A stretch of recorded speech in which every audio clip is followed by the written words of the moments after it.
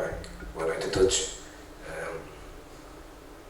Enfim, mesmo que a doutora Margarida disse também, daqueles que não puderam estar, mas podemos contar sempre com aqueles que estão, e são aqueles que estão a que fazem história, já que estamos no ambiente da história, os outros farão outras histórias. É muito difícil falar ou ser sucinto num assunto que é muito abrangente.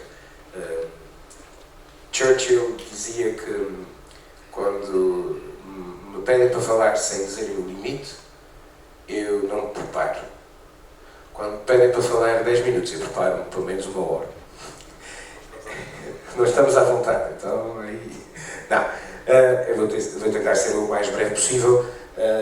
Em primeiro lugar, dizer que é impossível alguém que estuda de forma séria a história, sobretudo a história da Europa, e consequentemente também a história da Igreja, porque ambas se confundem nos séculos XV, XVI e sobretudo no século XVI, como afirmou muito bem a doutora Margarida.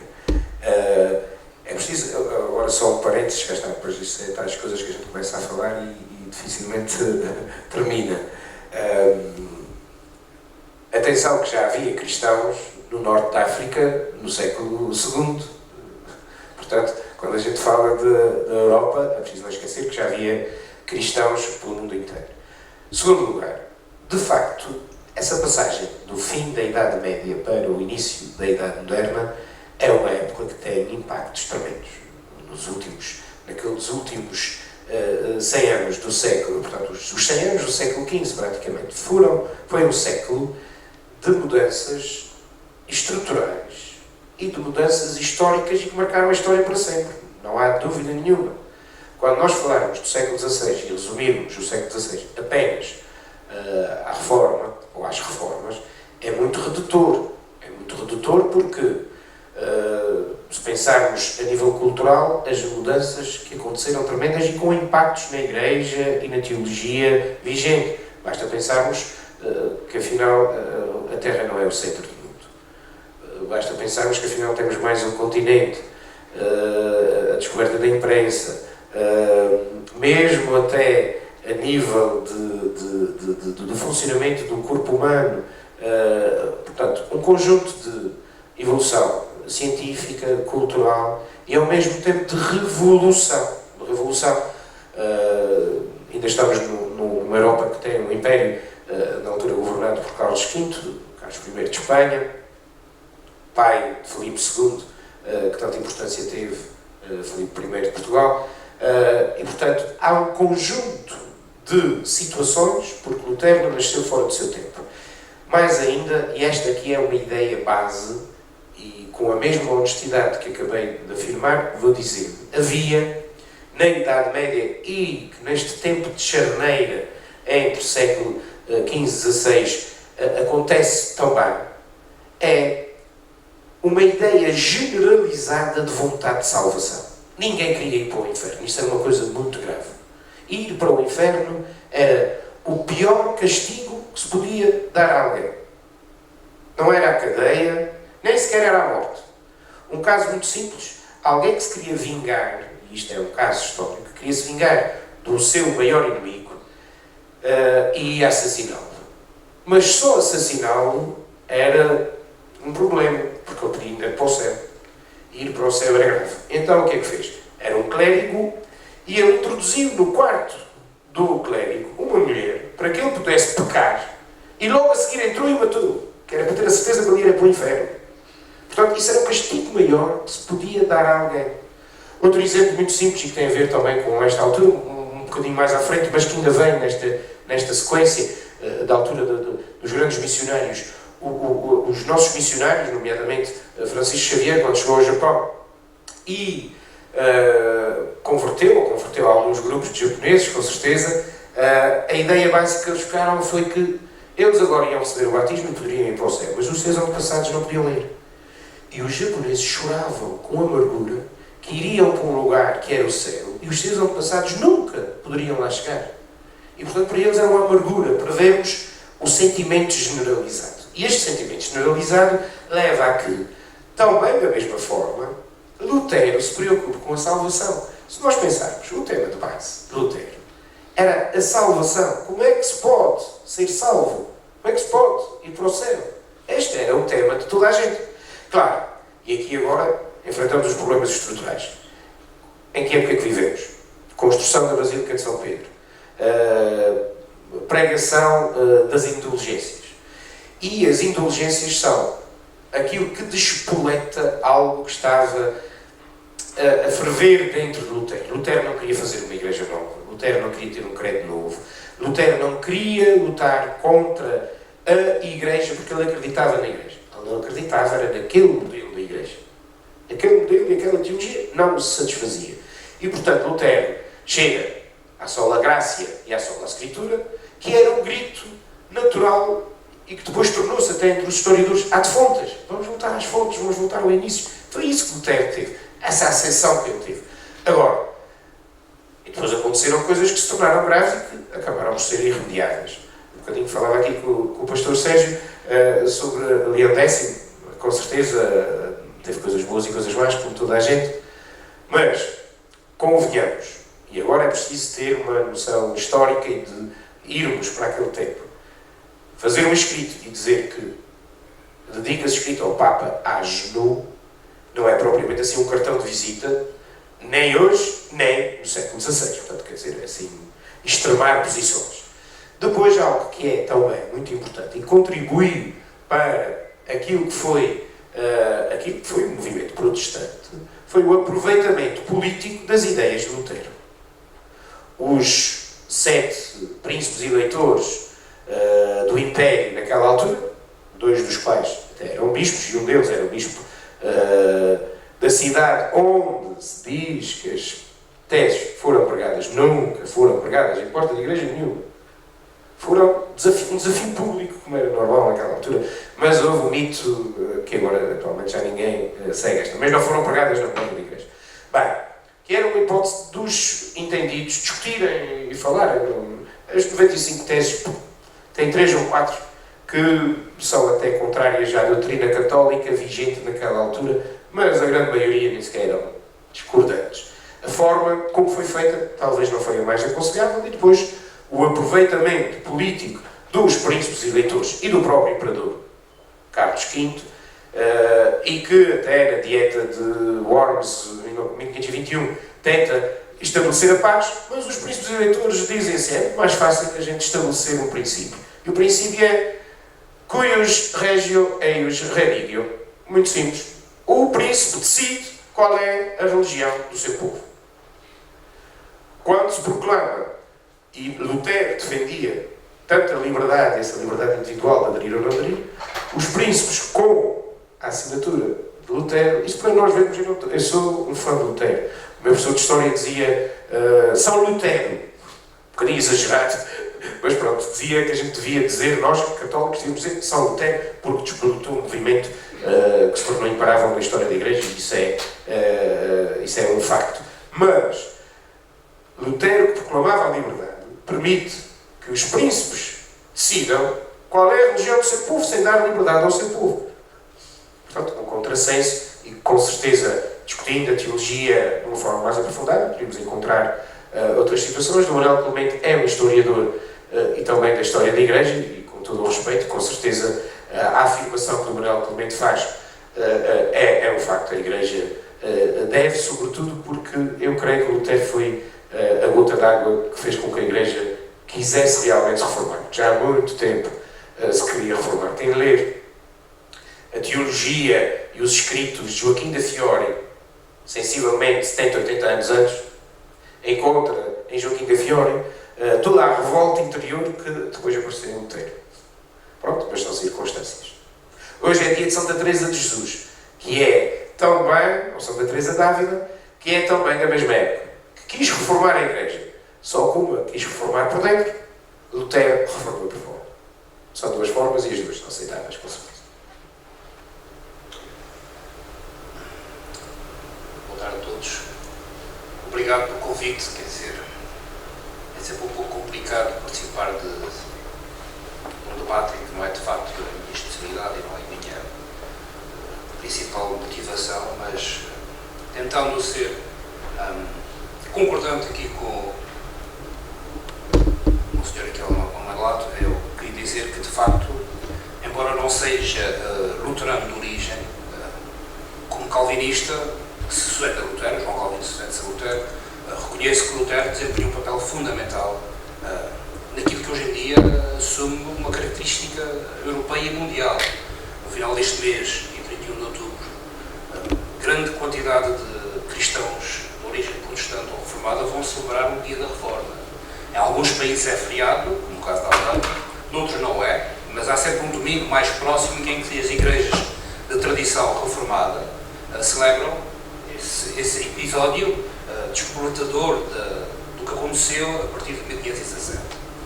Mas, como dizia, e com razão, Lutero é o fruto do seu tempo. Lutero é alguém, como monge agostiniano, alguém que está dentro da igreja, que nunca desejou estar fora dela, mas que foi, pelas circunstâncias e pelo desenrolar da situação, levado a estar fora.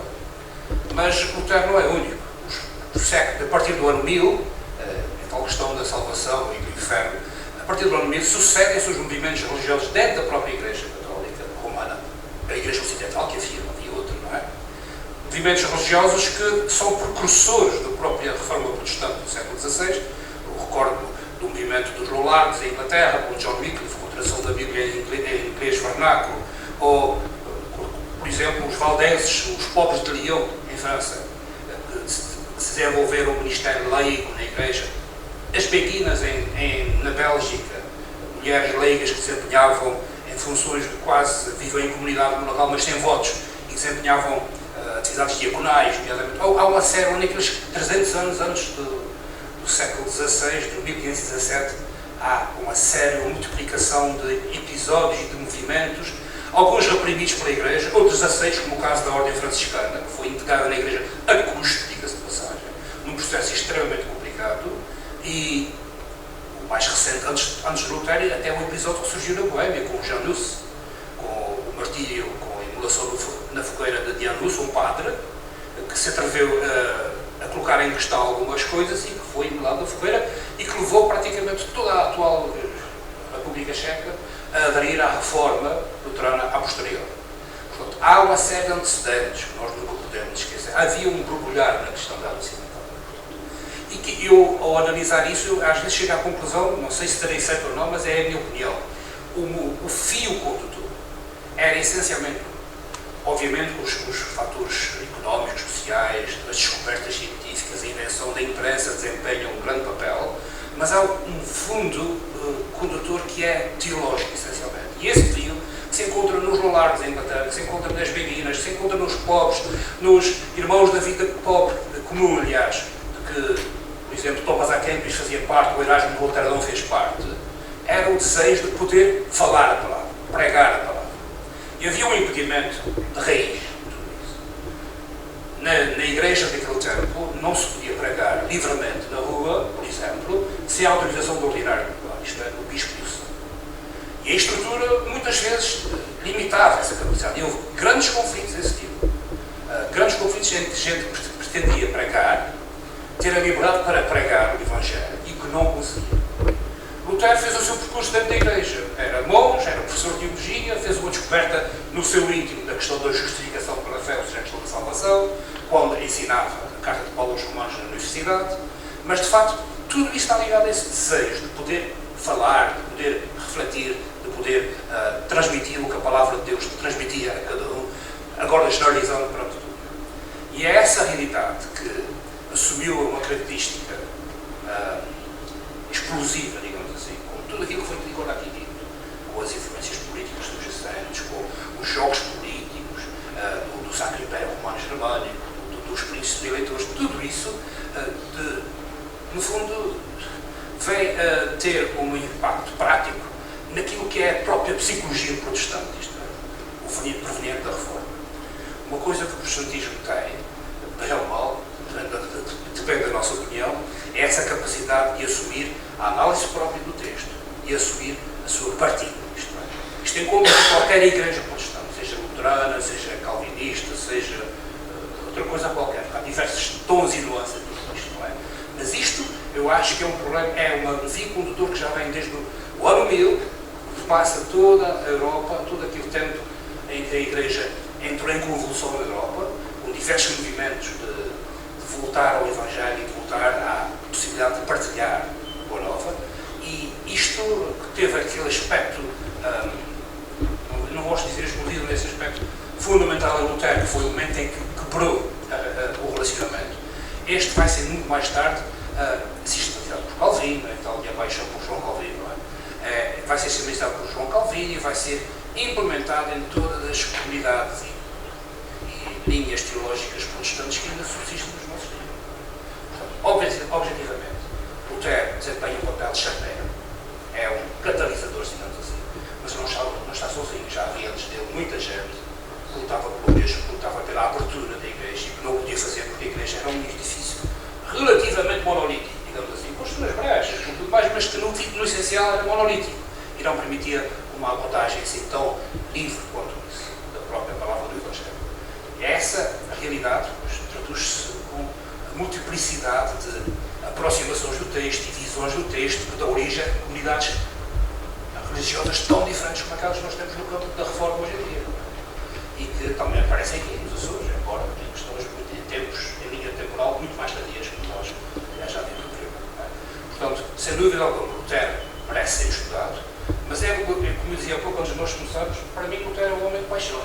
É aquele homem tipicamente germânico, não sei se isso pode dizer, não é uma ofensa, mas é aquele homem que, além de gostar de cerveja, gostava muito. Ele próprio diz, escreve, nas suas obras que ele fazia, aquelas conversas à mesa, há uma série de obras que ele escreve, que são conversas à mesa, nomeadamente, do custo da refeição, em que ele expõe as suas opiniões teológicas.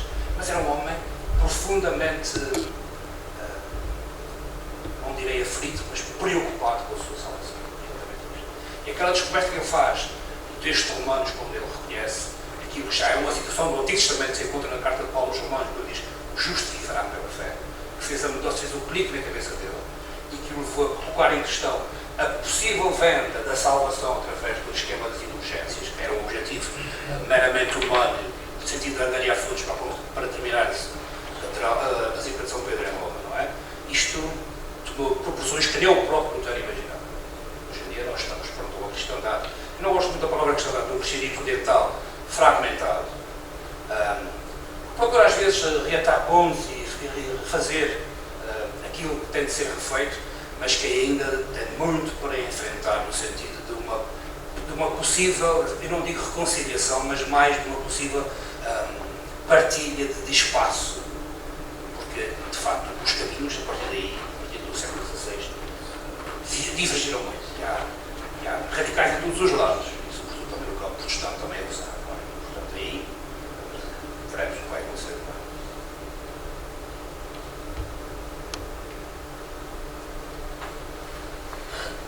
Muito obrigado. Eu, depois daqueles agradecimentos iniciais que tinha feito e daquilo que tinha transmitido como mensagens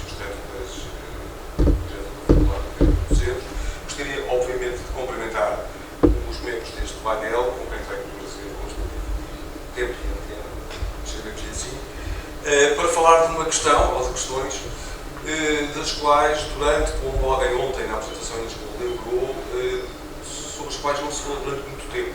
Ou seja, houve um primeiro trabalho académico, há umas décadas atrás, mas que não teve depois continuidade de profissão no meio académico e científico. Nomeadamente os historiadores não falam, obviamente, de pessoas de áreas afins e com conhecimento muito mais importante e esclarecido sobre questões teológicas, mas falam sobre os historiadores e é isso que explica, de algum modo, que Lutero esteja aqui, omnipresente, sem estar. Ou seja, como já foi referido, não há um único capítulo neste livro onde se fale da figura de Lutero do ponto de vista biográfico, do ponto de vista humano. Fala-se sim do impacto que a sua intervenção, que o conjunto das suas atitudes perante a própria Igreja, a época, não só, depois as expressões que a sua mensagem e o seu legado fez com que fosse repercutido em diferentes contextos geográficos, em diferentes cronologias, mas este é um dos aspectos que me parece fundamental destacar, é que deste ponto de vista académico, científico, tratando desde a perspectiva analítica, histórica, muito embora muitos dos conteúdos deste livro tenham diferentes percepções, reproduzam diferentes formas de saber, aquilo que mais gostaria de sentir é que este livro não é um ponto de chegada, porque se comemorou com ele os 500 anos, mas que pode ser um ponto de partida para outras observações, para outros diálogos, para outros trabalhos que permitam abordagens pluridisciplinares, transversais e que me parece que são de todo o interesse. Porque também aquilo que eu sinto que muitas vezes aconteceu na própria historiografia foi muitas vezes as pessoas terem a tendência de estudar as coisas de uma forma compartimentada. E ao estudar de uma forma compartimentada, perdiam um pouco a noção da perspectiva. Porque nada acontece isoladamente. Nós estamos aqui, mas umas centenas de metros à frente, há outras pessoas a viverem outra realidade. Nós podemos dizer que vivemos aquele mesmo momento, do ponto de vista das horas, dos minutos, mas vivemos em formas e em contextos completamente diferentes. E é isso que me parece que é também importante chamar a atenção, de que cada vez mais se deve fazer uma história pluridisciplinar que converse entre si, que dialogue entre si, e não um tipo de história muitas vezes virada apenas para nichos de observação, porque senão caímos no ridículo da super-especialização. Como dizia alguém, que eu vou citar precisamente porque esteve ligado aqui à Universidade dos Açores, o meu colega José Damião Rodrigues, que ele dizia com muita graça o seguinte: caiu-se de tal forma no exagero da especialização que as pessoas estudavam determinados temas ligados ao aspecto do desenvolvimento industrial. O desenvolvimento industrial conduzia à mecânica e a instrumentos e a aparelhos. Depois, por fim, iam afunilando o seu ângulo de observação de tal forma que depois se especializavam em máquinas de costura. E finalmente já não se especializavam só em máquinas de costura, especializavam-se nas máquinas de costura que trabalhavam com as agulhas da marca tal. E é isso um pouco que eu sinto que muitas vezes aconteceu ao longo dos anos, que se foi alterando e se foi modificando. Este livro é um bom exemplo também disso, porque nos mostra diferentes realidades, diferentes interpretações, a começar pelo meu próprio âmbito de observação, que é completamente distinto, digamos, dos outros, não só porque eu não tenho conhecimentos nem me atreveria a ter terrenos dos quais não me sinto minimamente à vontade, até porque a minha perspectiva também um pouco da investigação histórica, tal como ela tem sido conduzida, me tem feito lembrar um pouco o que se passou com Horace Walpole e com os três príncipes de Serendipity. É um pouco uma questão de serendipidade aquilo que tem acontecido comigo, na forma como eu muitas vezes me interesso pelos temas e chego a eles. Ou seja, não sou eu que chego a eles, são eles que me descobrem, que me encontram, e que me encontram por essa questão talvez de serendipidade. E é isso que justifica de alguma maneira também eu ter uma presença neste livro, como também já o tive noutros contextos que fui estudando do ponto de vista académico e científico, a começar, como o Duarte já referiu, pelos Estatutos de Limpeza de Sangue, que foi o meu trabalho, o meu primeiro trabalho, digamos, de fundo, foi saber a repercussão que os Estatutos de Limpeza de Sangue tinham tido no âmbito cronológico, que extravasa o contexto ibérico, na medida em que as coroas de Portugal neste ela tinham os seus impérios ultramarinos, e portanto e aí era uma das questões também que nós me interessava, particularmente saber como é que se processavam as continuidades ou as descontinuidades culturais também nesse ano, e saber de que modo é que, por exemplo, uma questão que em Portugal terminou em 1673, só terminou em Espanha no século XIX e terminou já no século XX no México, no contexto, por exemplo, do Colégio dos Advogados. Que é uma coisa que as pessoas, a maior parte das vezes, não lhes passa pela cabeça que possa ser possível.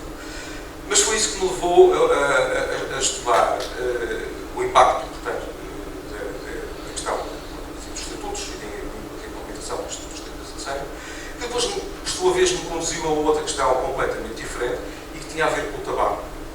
Precisamente porque eu descobri, curiosamente, que no âmbito dos contratos de tabaco, os grandes assentistas, os grandes detentores dos monopólios do contrato de álcool do tabaco, eram pessoas normalmente de origem cristã nova.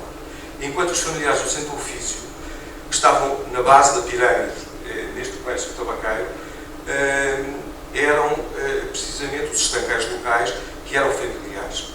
E, curiosamente, eu nunca vi os familiares do centro ofício denunciarem o topo da pirâmide, ou seja, os estanqueiros cristãos novos. Vi foi os estanqueiros cristãos novos, entre si, degladiarem-se por questões meramente mercantis e comerciais. Isto é uma coisa, enfim, que me leva a outro aspecto que aqui foi falado do inferno e do medo do inferno. Eu, curiosamente, por estas questões do tabaco, e num contexto, e aqui olho para a minha colega Margarida, num contexto feminino religioso, particularmente com as clarissas, que eram grandes fumadoras,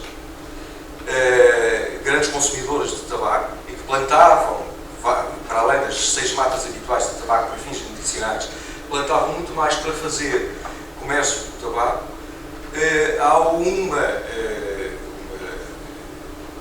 professora que escreveu, ou deixou alguns manuscritos, depois José de Santa Maria fez ali uma biografia, dizendo que ela tinha, de facto, vários aspectos que a tornavam uma figura de referência cuja memória devia ser preservada.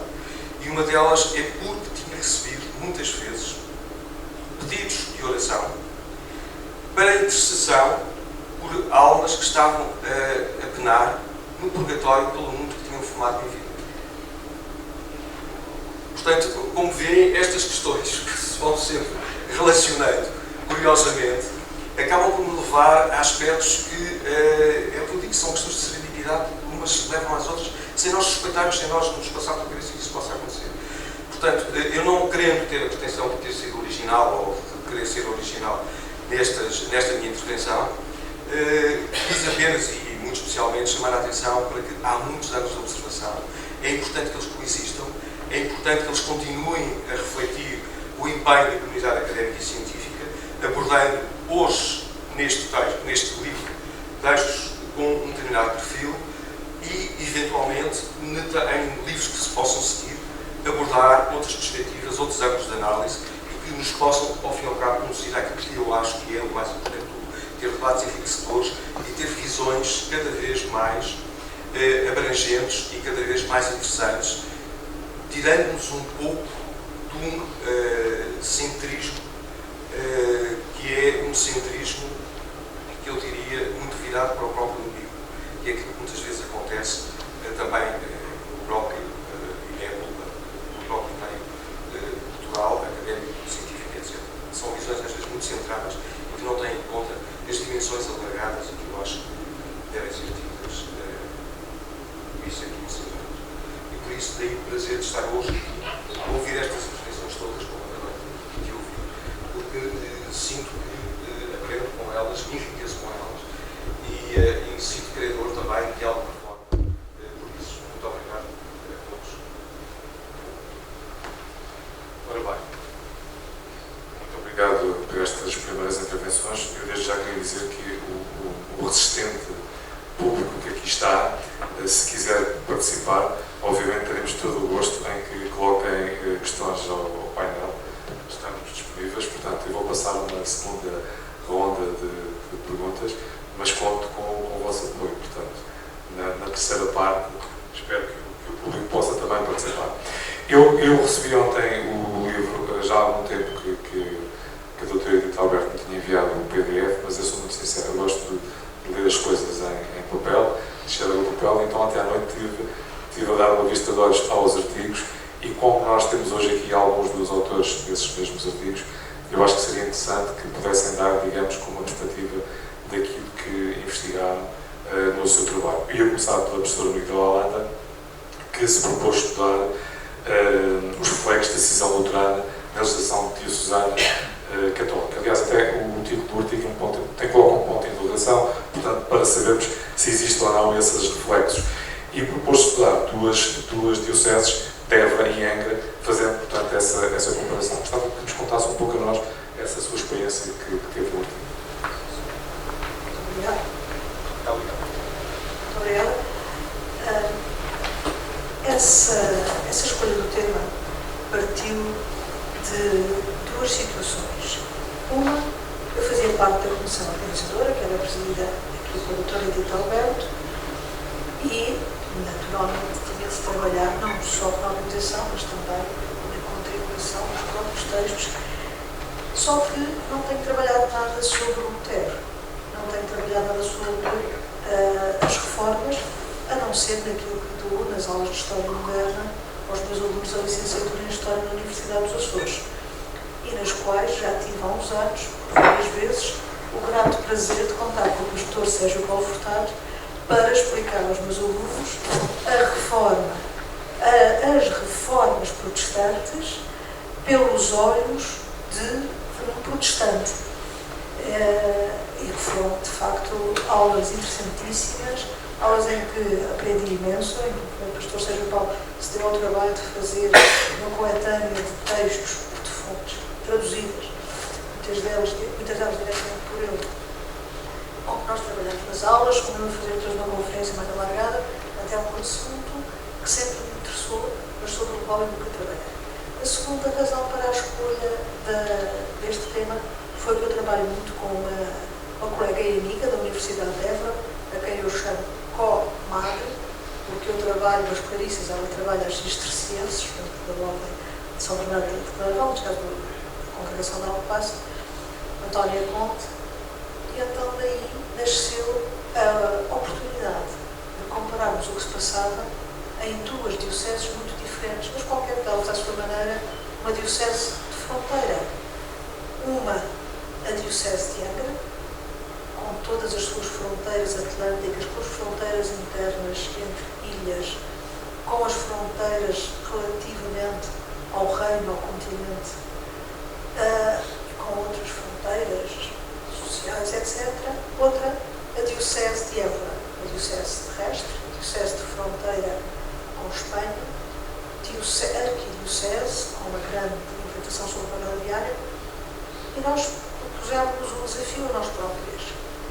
Bom, após o Concílio de Trento, que faz uma enorme reforma interna dentro da Igreja Católica Apostólica Romana, quais são as alterações que nós vemos naquilo que é aplicado localmente? O que é aplicado localmente são as decisões dos bispos apoiados pelos sacerdotes da sua diocese, ou das suas dioceses, que fazem as chamadas constituições em sínodo, reunião de sínodo. Nós tínhamos umas para os Açores, que são as únicas que foram publicadas em toda a vida, que são 17 anos depois do desafio luterano para a discussão de ideias em 1917, e tínhamos várias da diocese de Évora, antes e depois de Trento. Então resolvemos compará-las para ver se nelas havia alguma coisa de diferença em relação a antes e depois de Lutero, e naquelas que eram depois de Lutero, se havia alguma coisa que falasse de Lutero. Obviamente nós estávamos à espera que encontrasse o nome Lutero, encontramos luteranos num daqueles parágrafos em relação aos erros e às heresias e aos hereges, no jornalismo, no Instagram, mas queríamos ver se alguns dos pontos de combate, não só de Lutero, como depois de Calvino, como vários dos reformadores protestantes, tinham sido ou não incorporados na legislação católica. Nós não sabíamos se íamos encontrar alguma coisa, daí o ponto de interrogação. A conclusão que nós chegámos comparando isto tudo, nos quais um trabalho em que usámos também uma parte da tese de mestrado do Padre Adriano, precisamente que fala dos sinos, para não ser precisamente os sinos medievais, mas nós recuámos também para ver o que é que havia de diferente dos medievais, para ver no fundo, há ou não mudança, se há, ela é em continuidade ou é em ruptura. E basicamente a conclusão a que nós chegamos é que as grandes questões de que os bispos sentem necessidade de se ocupar nesse século XVI, pós-Lutero, são praticamente as mesmas que existiam antes, com o reforço daquilo em que Trento tinha existido.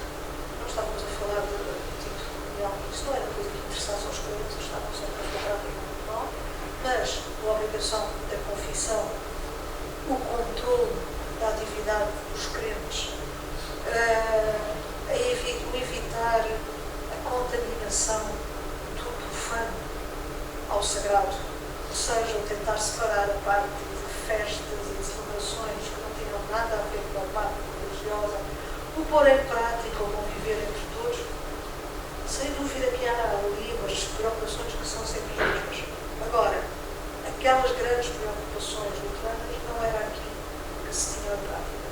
Era na legislação papal, sobre a qual os bispos tinham de trabalhar e, no fundo, eles tinham de governar comunidades cujo cotidiano tinha problemas muito diferentes das questões teológicas de hoje.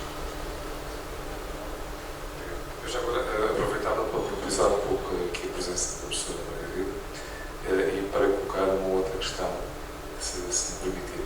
Eu ontem, quando estava a ler o livro, depois fiz tentar fazer alguma investigação, entre aspas, para preparar para este debate, sendo obviamente online, deparei-me aqui com uma situação interessante e apelo um pouco à sua experiência como, enfim, regente da cadeira de História da Universidade dos Açores, perdão, História Moderna, exatamente, História Moderna da Universidade dos Açores, para o seguinte, tem a ver com o livro tipográfico, portanto, com a propagação de alguns livros que chegam a Portugal. Eu sei, por exemplo, de algumas coisas que li que o frade Agostinho também, Valentim da Cruz, da ala reformista da Ordem, terá sido inclusive o primeiro português a ser queimado em fogueira pelo luteranismo. Mas a verdade é que, se calhar, numa época como esta, não terão chegado tantos livros a Portugal, portanto, traduzidos, não havia, provavelmente não tínhamos essas condições, chegaram talvez muito mais tarde, apesar de, segundo alguma investigação que fiz, haver já um livro traduzido para o português de 1488, que era o Tratado de Confissão, mas efetivamente o livro talvez não foi uma forma muito difusora em Portugal nestes primeiros tempos, porque seria algo que era caro e porque provavelmente chegavam em alemão, em latim, portanto, qual a sua ideia, se é que tem em termos de alguma investigação sobre a importância do livro tipográfico nesta época que é contemporâneo, no propagar destes ideais, no caso português? Basicamente, o que os investigadores têm descoberto, têm percebido, é que o livro, como nós o entendemos hoje, circulava sim, mas não era tão abundante como nós hoje conhecemos, o que não significava que não fosse conhecido, porque muitos livros que estavam impressos, que estavam publicados, circulavam também em cópias manuscritas parcelares, capítulos, ideias que eram muitas vezes repetidas, por vezes também em textos impressos parcelarmente, mas se fossem manuscritos tinham uma enorme vantagem, é que não estavam no circuito tipográfico, não estavam sujeitos à censura. Portanto, era muito mais fácil copiar à mão algo que fosse proibido pela Inquisição do que estar em ter livros tipográficos. Portanto, os conhecimentos existiam. Uma outra maneira de circulação muito importante de tudo o que estava publicado em livro era o decorar, aquilo que nós chamamos o saber de cor, é o saber de ouvir repetidamente ler, e que no Brasil ainda não tem a expressão saber de oitiva ou de oitiva, era de ouvido. Nós temos, no caso de freiras, tenho aprendido isso em publicações e colóquios feitas por colegas que têm existido. Nós temos freiras que eram, por exemplo, judias, que estavam a continuar a praticar a sua religião judaica em conventos católicos. Não tinham, obviamente, livros judaicos, não faz sentido, mas todas elas sabiam de cor os preceitos todos, inclusivamente tudo o que estava numa série de textos considerados básicos. Tinham decorado, tinham ouvido, tinham repetido, repetido. Ou seja, não é pelo facto de fisicamente nós não encontramos em Portugal, no século XVI, uma grande quantidade de livros com ideias subversivas para o sistema, ideias nomeadamente vindas dos países que estavam a ser mais atravessados pelas reformas protestadas. Não é por isso que elas deixam de circular. Elas circulam, nós temos em vários sítios. Como é que os conhecemos? Partindo do conhecimento que temos, que Portugal procurava que essas ideias não se difundissem, nós temos pelas denúncias. Uma maneira de lá chegar, o professor Figueiredo fez também alguns trabalhos, e inclusive aqui no livro nós temos um texto sobre isso. Isto é, há quem denuncie outrem por ter livros, ou por ter ouvido, ou por ter ideias que são consideradas más. Para ser mais conciso em relação à parte final, como é que, no caso português, as ideias luteranas foram ajudadas pela circulação tipográfica? Elas foram de várias maneiras, mas essencialmente elas foram muitas vezes subversivas. Isto é, nós vamos encontrar muito poucos locais com livros luteranos calvinistas ou de outras correntes na sua posse. Essa ainda ontem, na sessão de lançamento da apresentação deste livro em Lisboa, tivemos um testemunho muito interessante de um dos membros da sessão. Este livro foi subsidiado, entre outros, pela Igreja Luterana de Portugal e pela Associação São Bartolomeu dos Alemães em Lisboa, que reclama para si o estatuto de ser a mais antiga associação ou comunidade de luteranos em Portugal. E o seu representante, que estava connosco na sala, disse-nos uma coisa muito interessante, é que aquela era uma associação de católicos. E no dia do terremoto, em 1755, como sabemos que foi um domingo, a maioria dos membros dessa associação estava na igreja e morreu. Só que havia também já nessa associação alguns que eram protestantes, que eram seguramente luteranos, conviviam ali com certa proteção dos outros.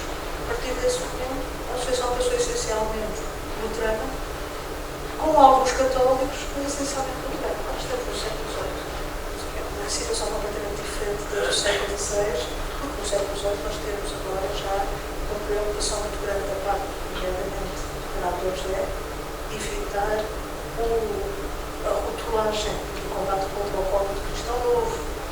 Começamos a ter presença de mercadores de diversas nacionalidades, obviamente que vários deles seriam também protestantes, e com uma situação diferente. São 200 anos do grande progresso do 16 e 18, não sei se respondem a pergunta. Continuava com os artigos e voltava para o Dr. João Pedro Rio, no sentido do artigo que nos apresenta, em que, após a evolução dos movimentos de reforma religiosa, a Inquisição vai voltar muito para estes movimentos reformistas, havendo ser um certo relaxamento, entre aspas, em relação aos judeus conversos.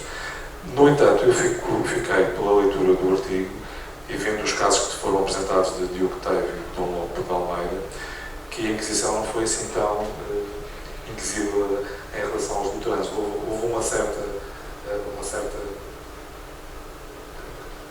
vantagem, portanto, e eles acabam por, no fundo, apesar dos processos que lhes foram impostos, continuar com as suas profissões e manter os seus cargos. Muito obrigado, Marta.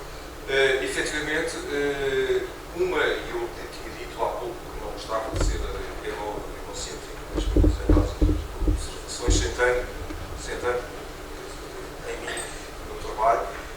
Sou obrigado a fazê-lo agora em função da questão que foi colocada pelo Duarte, mas efetivamente nós temos que distinguir diferentes aspectos. E um daqueles que mais me interessou sempre foi o dos bastidores das instituições. Ou seja, uma coisa são as instituições pela sua face visível, pela sua face conhecida, pelo eco que chega da sua imagem, quer daquilo que é publicado, quer daquilo que é escrito, quer daquilo que é feito. Um dos assuntos que me interessou particularmente na Inquisição, enquanto estudei as questões de limpeza de sangue, foi precisamente não tanto aquilo que nós todos conhecíamos pela atividade do Santo Ofício da Inquisição, mas aquilo que se passava nos bastidores dessa mesma instituição. A forma como as pessoas se relacionavam, a forma como as pessoas davam muitas vezes a volta ao sistema de um modo que parecer-nos impossível, mas que a própria atividade, eu diria, novamente recorrendo à mesma palavra, bastidor, nos mostra que as coisas não eram assim. Existiam imposições, normas, que fixavam determinados princípios e procedimentos. É evidente que começavam por ser logo desconstruídos pelas próprias sociabilidades. As sociabilidades são indissociáveis da forma como as pessoas se relacionavam, mesmo estando ao serviço de uma determinada instituição e mesmo tendo que obedecer a determinados regulamentos, a determinadas regras que estavam instituídas. Por essa razão também, e foi uma das questões que me interessou e que me motivou tanto na coordenação do grupo das configurações políticas e institucionais lá no CHAMA, também aquela, uma das cadeias que eu tenho, a docência, que é exatamente a configuração dos políticas institucionais dos impérios europeus, porque quando nós falamos das instituições e quando falamos de instituições como, por exemplo, a Inquisição, ou quando falamos de outros aspectos que são muito mais abrangentes, nós temos também que os percepcionar numa dimensão geográfica e naquilo que eu designei como as geografias incriminatórias, porque elas também existiram. As geografias incriminatórias estiveram extremamente presentes, quer no contexto inquisitorial, quer noutros contextos em que era necessário, por exemplo, fazer o estatuto ou fazer prova de limpeza de sangue. E digo não apenas para a Inquisição, que até é uma realidade que chegou relativamente tarde a esta questão. Ela foi precedida pelos colégios maiores, pelo meio universitário, sobretudo do lado lá da Ibéria, foi precedida pelos colégios maiores, mas acabou por ter também repercussão em muitos outros contextos, quer a nível daquilo que se ensinava nas universidades, quando, por exemplo, o próprio rei Dom Sebastião impôs que fosse criada uma bolsa de medicina para estudantes cristãos velhos. Ou noutros aspectos, como, por exemplo, servir lugares de letras através da leitura de pastéis, do desembarque do paço, e outras questões, como, por exemplo, hábitos das ordens militares junto da mesa da consciência e ordens. Todas estas instituições estavam, de algum modo, ligadas.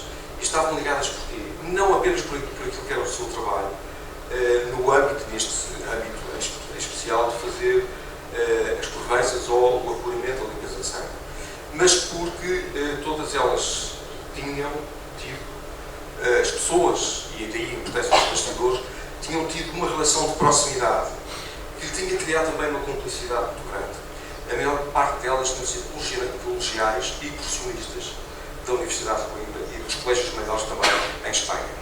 O que tinha feito com que elas mesmo, trabalhando em instituições distintas, tivessem indiscutivelmente relações de sociabilidade, de compromisso que fazia com que muitas vezes os olhos se fechassem perante determinadas realidades e fossem tidas em consideração aspectos que não eram exatamente aqueles que estavam consignados nos princípios e nos estatutos de todas estas magistraturas de que eu falei. Ora, neste caso em concreto, as geografias incriminatórias serviram de dois modos absolutamente contraditórios. Serviram para fazer desconfiança perante aqueles que tinham uma origem geográfica do ponto de vista familiar da parentela, nos seus descendentes, porque vinham de determinados territórios considerados suspeitos ou contaminados ou inquinados, escolha essa expressão se quiser, mas também serviam exatamente para desconstruir essa realidade, dizendo que, cronologicamente falando, no tempo dos avós de quem era requerente ou fazia a sua petição, aqueles mesmos espaços geográficos pertenciam ainda ao Sacro Império Romano Germânico. Ou seja, aquilo que por um lado podia servir para incriminar, também servia precisamente o seu oposto, ou seja, para justificar que essas pessoas, tendo uma ascendência que podia ser suspeita à partida, elas, pelo ângulo de observação, digamos assim, cronológico, estavam de algum modo libertas dessa suspeita e dessa característica que os tornaria menos recomendáveis para, por exemplo, serem investidos numa ordem como a de Cristo, ou a ordem de Santiago, como a fiz, ou para, por exemplo, até serem familiares dos sacrifícios, como aconteceu com muitos deles. Portanto, como aconteceu noutros espaços geográficos completamente distintos. Uma das realidades que foi permanentemente desconsiderada foi, e nós interessa-nos particularmente que é o aspecto de Macau, foi a questão dos chinos. Porque se diziam que os chinos, ou seja, os habitantes, portanto, uma região geográfica com a qual nós temos um relacionamento através de Macau, não se misturavam com aquela gente eram os judeus. Ou seja, eram na própria Inquisição, considerados pessoas limpas por norma, os cínicos, e cínicos aqui convence, muito embora a atitude de muitas das pessoas que estavam na mesa pudesse ser entendida como já não com essa responder, faziam de facto estas leituras. Por isso é que isto me interessou profundamente, foi saber qual tinha sido o impacto, não tanto da questão luterana neste contexto teológico ou universitário ou outro, mas neste contexto das instituições que tentavam fazer provas de limpeza de sangue e perceber até que ponto é que a questão social podia prevalecer sobre outras questões e até que ponto é que as cumplicidades que se estabelecem sempre nos bastidores das instituições podem ter ou não um impacto, um reflexo dessa realidade. Eu não quero alongar muito mais, não ficava aqui a noite inteira a conversar hoje. Eu ontem, quando li o livro e fiz uma leitura transversal nestes artigos, chamou logo a atenção um artigo que fala precisamente dos primórdios da presença protestante na Ilha de São Miguel no século XIX. E, tendo obviamente o privilégio de ter aqui o pastor Sérgio Furtado, gostaria que nos contasse um pouco essa história. O protestantismo, as igrejas protestantes ou evangélicas nos Açores são um fenómeno tardio. Surgem, primeiramente, no século XIX. Primeiramente, uma comunidade, como aliás referi no artigo, uma comunidade de língua inglesa associada ao tempo da exportação da laranja para o Reino Unido, isso do século XIX, mas que é exatamente uma comunidade de língua inglesa, era uma comunidade bastante inacessível ao comum da população, não é? Toda a gente falava inglês naquela altura. Uma comunidade anglicana, que surgiu essencialmente, como aliás referi na altura, para resolver o problema da assistência espiritual, mas também um problema muito prático, que era a questão dos enterramentos, dos funerais dos membros dessa comunidade. Na altura havia cerca de 200 e tal pessoas aqui de origem inglesa, e portanto, como os cemitérios ainda estavam baixo da alçada da Igreja Católica, os americanos não eram considerados propriamente aceitáveis para serem enterrados em terreno sagrado, não é? E portanto houve a necessidade de encontrar um cemitério, que é o que existe hoje em dia, que é o chamado cemitérios ingleses, ali na Rua da Mãe de Deus, não é? Perto da Universidade dos Açores, não é? Surgiu o processo, foi extremamente interessante, está refletido no artigo na altura escrevi, um processo que tem que ver com dar um jeitinho, porque de facto o cânon foi ser ultrapassado porque havia necessidade. Mas essa comunidade nunca vingou e no início do século XX desapareceu praticamente, porque houve uma assimilação pelas forças locais, pelas pessoas da sociedade local, eram gente com alguns rendimentos, algum estatuto social, que rapidamente se integraram e se miscigenaram com outras famílias católicas aqui daí. A primeira comunidade, que se pode dizer assim, portuguesa, surgiu na última década do século XIX, é chamada Casa de Oração, que fica também na Rua das Chaves, que é a continuação da Rua Mãe de Deus, ali em frente ao museu, ali em Ponta Delgada, e essa comunidade teve por origem um trabalho desenvolvido aqui a nível local, de testemunho de uma vivência do Evangelho de maneira diferente, por uma pessoa natural de Lisboa, mas de origem inglesa. E esse homem que foi contagiado pelo Reveille, que é o movimento de renovação espiritual que surgiu em Londres no século XIX, foi para São Miguel e anunciou o Evangelho à sua maneira, a maneira deu mais tarde origem, em 1889, àquela igreja que se encontra, a chamada Casa de Oração, um pouco dentro da Maria de Chaves, não é? A verdade é que há um hiato de 300 anos entre 1517 e o surgimento das igrejas protestantes em São Miguel. Não houve experiência. Todo aquele filtro que acontecia na Península Ibérica, das ideias que não chegavam aos Açores, não chegavam mesmo aos Açores, não é? Tão simples quanto isso. A prova disso é aquilo que a doutora Maria Laura disse, as quase inexistentes referências, não é? Ao luteranismo. Mesmo as heresias eram um bocado mais viradas talvez para os cristãos novos do que propriamente para o luteranismo. Não é? E, portanto,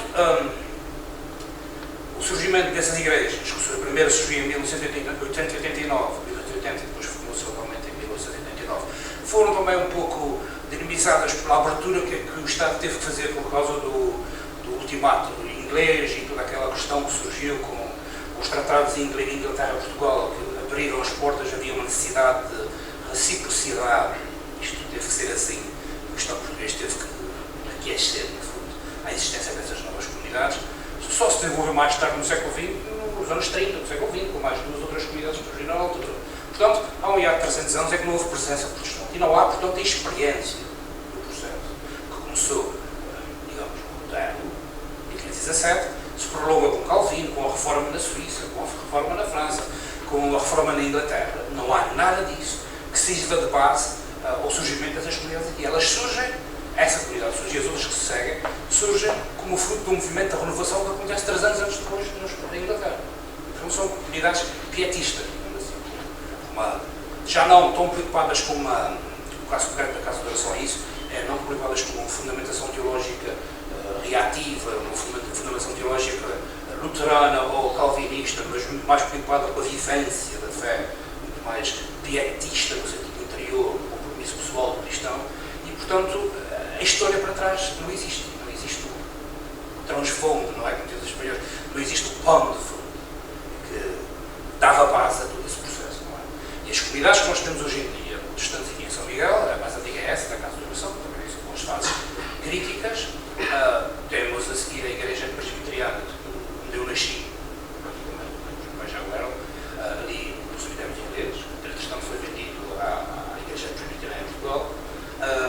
Temos comunidades que mais tarde, a partir daí, nos anos 40, surgiu uma Assembleia de Deus, que é uma igreja de caráter carismático, que surgiu ali na zona dos Olivos, e as outras comunidades surgiram a partir dos anos 70, do século. Não há, de facto, assim, e são comunidades, como a gente falava aqui, algumas até que surgem recentemente, têm tudo menos a ver com a reforma, com o protestantismo, e têm muito mais a ver com certo tipo de vivência da fé, que tem muito mais a ver com achismos e outras coisas que têm, ou seja, com o feel good, assim, com a teologia de sentir-se bem, e com um pouco de raciocínio teológico, com um pouco de aprofundamento teológico, no fundo é isso. Influências do Brasil, também dos Estados Unidos, ou seja, o cristianismo de origem protestante aqui nos Açores é importante. É isso. Os meus avós converteram-se ao protestantismo e eram jovens, eu já sou de terceira geração, minha filha é quarta, mas de facto é um caso muito raro aqui nos Açores. Porque não havia essa continuidade familiar, inclusivamente. Porque de facto as igrejas surgiram como elas em determinados momentos específicos da história recente. Portanto, ocupa um espaço, eu sinceramente creio que ocupa um espaço interessante e necessário. Porque embora não sejamos filhos da reforma do século XVI, no sentido cronológico, podemos ser, e tentamos ser, no meu caso concreto da comunidade que eu represento, tentamos ser em termos doutrinários e teológicos, ou seja, nós tentamos viver aquele lema que no sino de Dordrecht, na Holanda, no século XVII, houve um sino na cidade de Dordt, como chamam em Flamengo, é Dordrecht, houve um sino que condensou os ensinos calvinistas, da reforma calvinista que sucedeu à reforma luterana, e neste sínodo houve um senhor, o Gisbert Votias, que escreveu um lema que ainda hoje em dia vale para nós. Em latim ele escreveu: a Igreja Reformata é sempre reformanda est. Isto é, a Igreja Reformada é uma igreja que está sempre em reforma. Mas ao contrário do que se possa pensar, não é reforma no sentido que corre para a frente, abre aí e volta tudo. Não é nada disso, é exatamente o contrário. Como aliás foi dito aqui antes. É uma reforma que tenta voltar às origens. O que Lutero tentou fazer? Voltar ao texto. voltar à pureza singela do Evangelho da Igreja primitiva. E isso nota-se no tempo, porque ele era de facto um monge agostiniano com profundo conhecimento bíblico. Nota-se inclusive naquele vídeo que, sendo mais sistematizado e muito menos teólogo neste sentido visceral, é alguém com um pensamento muito claro que recorre frequentemente aos pais da Igreja e ao que a doutrina dos primeiros séculos do cristianismo implementou. E, portanto, quando nós vivemos essa vivência da Igreja reformada sempre em reforma, é no sentido de voltarmos, de colocar os olhos não à frente, mas atrás, ou seja, de onde é que nós viemos, de onde é que a Igreja de Cristo veio no primeiro século. É aquela Igreja que perseverava, como dizem Atos capítulo 2, da doutrina dos apóstolos, do pão, da comunhão e das orações, está em Atos capítulo 2, não é? É essa tentativa. E embora a grande maioria, infelizmente, não opte por essa vivência hoje em dia, há ainda quem resista sempre ao invasor, como diz o Asterix, não é? Por causa disso. Então resiste sempre no sentido de voltarmos ao bocado disso, ao aldeias galdeira, a lei cercada pelas maluquices e ideias. Desculpa, mas é verdade isso. Olhem para as ideias malucas e cretinas que andam, mas para misericórdia, Senhor, onde é que isso vem, não é? Há coisas que nós que somos protestantes, nós ficamos mais autorizados que vocês, que são católicos, que não os conhecem. A gente vê coisas do campo protestante e misericórdia. O que é que se passa aqui? Onde é que vem essa ideia de doutrina? Nós ficamos chocadíssimos. Não tem nada a ver. Tem a ver com, não sei, um certo sincretismo. Importado não sei de onde, talvez da história que original só, não é? Tal como é que isso funciona. E depois, cadê a reflexão bíblica? Cadê a reflexão teológica? Cadê os alicerces que deram origem à forma? No meio de toda aquela confusão, e todos aqueles precursores da reforma que viveram a sua vida e o seu testemunho de uma maneira engajada e de uma maneira que lutava por atingir aquilo que consideravam ser a verdade bíblica e a verdade do testemunho cristão. Hoje em dia há quem resista ainda, mas de facto as coisas estão muito complicadas. O caso católico talvez não se sinta tanto, porque vocês estão mais, quando digo vocês digo, a maioria da igreja aqui, dos Açores, as comunidades que nos Açores não atingem 1% da população. Vamos deixar essa questão. Nós não somos 1% da população, somos muito menos. A maior comunidade protestante que existe aqui é 80 pessoas. Está bem que são mais motivadas, engajadas e vão sempre em todas. Está bem que os protestantes têm essa característica, vão sempre todas no mundo. Mas 80 pessoas, está bem? A maioria das comunidades aqui tem 30, 40. E as que são mais excitadas, desculpa, tem alguns mais, ok? Portanto, o que é isto por parte dos 50 militares? O testemunho é sempre muito redutor neste sentido, em termos, não há massa crítica para que se possa fazer o que quer que seja. Mas isto não impede que nós continuemos a viver a nossa vivência de fé da maneira que consideramos correta. Eu acho, sinceramente, que até é uma, não vou dizer uma vantagem, mas é um enriquecimento e não um enfraquecimento do testemunho cristão aqui nas ilhas. Eu, sendo já a terceira geração, estou muito bem e até tenho relacionamentos íntimos e cordiais com muito boa gente. Com roumeiros, que é uma coisa que a maioria do pessoal diz, portanto, com roumeiros, eu não sou roumeiro também. Tem relacionamentos com nós, estão bem aqui da ilha, portanto não tenho problema nenhum com isso. Ou seja, quando se debate, quando se fala, quando se partilha, vamos já surgir, ou seja, a luz de Cristo nas nossas vidas. Portanto, é só para dizer no fundo que, apesar do nosso surgimento tardio aqui das ilhas, colaboradores, para os que estão convictos do que estão a fazer. Nós não enfraquecemos a igreja prioritária, nós podemos ser um apoio à igreja prioritária. Somos alguém que pode até contribuir para o crescimento da igreja sem roda, da igreja de Cristo, neste lugar. Eu tenho uma curiosidade que em termos históricos tem alguns dados como é que foi a chegada aos Açores num terreno, como dizemos, amplamente católico, se há dados concretos como é que foi essa... Na questão dos ingleses foi fácil, foi a questão dos mercadores que vendiam laranja e, portanto, instalavam-se, viviam a sua fé, como sua majestade e, portanto, tinham que ter as suas regras. Eles também tinham uma coisa tipo polarização, não era bem isso, mas era, como até hoje ainda existe, havia o auto supremacy, isto é, se queriam ter alguma participação com o Estado britânico, tinham que prestar juramento de lealdade à monarquia, não é? Reconhecer que o rei era o chefe da Igreja de Inglaterra, portanto, no caso concreto, não é? Chamado Oath of Supremacy, que Elizabeth I implementou na Inglaterra, que é uma maneira de pôr tudo na linha, seja no Estado, seja nos serviços públicos, seja nas universidades, em hoje em dia ainda é necessário. Agora, no caso desse protestantismo que surgiu no final do século XIX, essa primeira igreja protestante, este homem, que veio cá para São Miguel, que foi alguém que foi filho de pais ingleses, nascido no Porto, mas que veio para São Miguel porque, entretanto, viveu em Londres e teve conhecimento participou nas campanhas de um chamado grande evangelista protestante do pietismo do século XIX, chamado D.L. Moody. Fez grandes campanhas em Londres. Ele teve uma conhecimento, como ele era um bom himnólogo, ele fazia hinos. Muita da evangelização que fez cá, digamos, a evangelização dos arigos, que eram chamadas da maneira aqui nas suas negras, se não me engano, teve por base ensinar as pessoas a cantar as verdades do Evangelho. E hoje em dia nós temos coros e hinos, cânticos, que são dele, realmente nós, Henry Maxwell Wright, chamava-se o segundo, não é? Morreu em 1934, e ele, vamos a regimento de pessoas para o lado protestante, ao evangélico, no fundo, usou este meio de evangelizar, que é através do canto. Muitos dos hinos que ele compôs são hinos da tradição reformada alemã, Lutero até alguns compôs, não é? De 4 estrofes, 5 estrofes, com música, alguns até importada da música folclórica, mas hinos que têm uma dimensão teológica. Não é para aqueles hinos, ainda na igreja tem que dizer, olha, basta olhar para o hino e perceber a teologia eucarística que está subjacente. Percebe-se por leitura da letra. Não só pela música, mas pela leitura da letra. Não é? E Lutero disse isso muitas vezes, o que importa não é a música, é a letra, não é a mensagem que se faz. Surgiu assim, portanto, aí, um momento de maior abertura social, surgiu até na comunidade, que, entretanto, viveu aí, sozinha durante 50 anos, até que surgisse. Continuando nessa relação interreligiosa, eu passava aqui ao padre Adriano Borges, e indo de encontro ao artigo do Diário de Notícias e das palavras do Manuel Clemente, como é que a Igreja Católica hoje em dia vê esta aproximação com interreligiosa, com protestantes.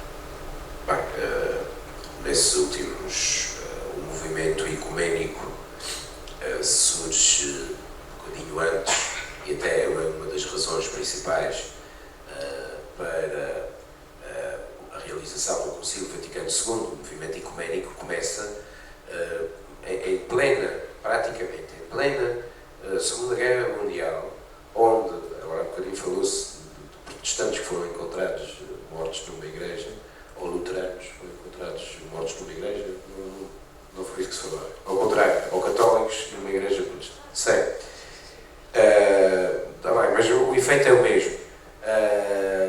Durante a Segunda Guerra Mundial, grupos de católicos e de protestantes reuniam-se para rezar para o fim da guerra, independentemente da confissão e da linha que tinham. Portanto, isto deu origem a um movimento ecuménico que depois desemboca no Concílio Vaticano II, onde há a presença de outras confissões religiosas, que isto é uma coisa muito importante e significativa, e há um documento próprio sobre as outras religiões. Portanto, também é algo significativo. Recentemente, muito recente, creio que até foi em 2017, para assinalar os 500 anos das teses, houve uma declaração conjunta entre católicos e protestantes, luteranos, que se torna uma base essencial para aquilo que pode ser o diálogo interreligioso e o diálogo interconfessional. Eu gosto muito de uma expressão que foi usada pelo atual Papa João Paulo II, atual São João Paulo II, que ele diz que quando nós deixarmos de termos certezas e formos para um diálogo com a capacidade verdadeiramente de ouvir, vamos estar a trocar dons. Eu quero aprender contigo e ouço tudo que tens para dizer, e com certeza que esperamos do outro lado também a mesma coisa. Quando toda a gente tiver estas certezas e nos encontrarmos com pedras na mão, não vamos lá. Portanto, o diálogo atualmente é para o bem de todos, apesar de que atualmente todas as estruturas, todas as instituições estão aqui numa grave crise. E isso é necessário. Estamos aqui num ambiente académico, mas o ambiente académico estamos a correr um risco sério, porque isto está a desfazer-se. Não é porque o reitor de Coimbra proibia a carne de vaca, não. É porque realmente a investigação, o futuro da ciência, daqueles que hoje se dedicam àquilo que é o ambiente universitário, cada vez menos temos gente que seja capaz de levar a ciência como fizeram os nossos antepassados mais além. E nós sentimos isso, eu sinto isso. Se nós olharmos para outras estruturas e instituições, não vamos falar da instituição política, mas vamos falar das religiosas, todos nós estamos em crise. Basta ver, aqui o pastor Sérgio falou sobre que são 1%, nós já fomos quase 100%, agora somos 20%. Quer dizer, mais ou menos, não temos a certeza desses números, porque pode, se houver um debate sério. Portanto, todos estão em crise. Há que essa declaração que foi feita no sínodo ao concílio que falou há bocadinho, a Igreja sempre usou essa expressão e que depois no Vaticano II, na Gaudium et Spes, aparece de forma mais explícita, Igreja sempre renovando e sempre reformando. Quando uma instituição pensar que já chegou ao limite daquilo que é e que agora não há mais discussão, morre. E portanto entram em crise, e daí a necessidade de deixarmos entrar o ar, desculpem que diga dessa forma, mas como padre devo dizer, o ar do Espírito Santo, e deixar que as coisas se mudem, as coisas acontecem naturalmente. O que foi verdade ontem e uma verdade que era impossível de ser destronada, hoje em dia pode ser, e com certeza assim é que mãos dadas e para o bem comum, e porque louvamos sempre o mesmo Deus, como o fez Lutero. Lutero tinha dúvidas da sua salvação, e lá mais para o fim da vida, a mulher que era freira, depois deixou de ser, casaram, mas estava a olhar o céu e disse: ai, que céu tão bonito. E ele disse: mas não é para a gente. Ele disse-lhe que não era para eles, portanto, quando já estavam excluídos do céu, que tinham feito lá a sua reforma. Mas era um homem de esperança. Uma coisa interessante que li sobre o Lutero, já há algum tempo atrás, ele dizia convictamente: se eu soubesse, tivesse a certeza que o mundo acabava amanhã, eu hoje plantava uma macieira. Portanto, é uma figura de admirar em todos os tempos.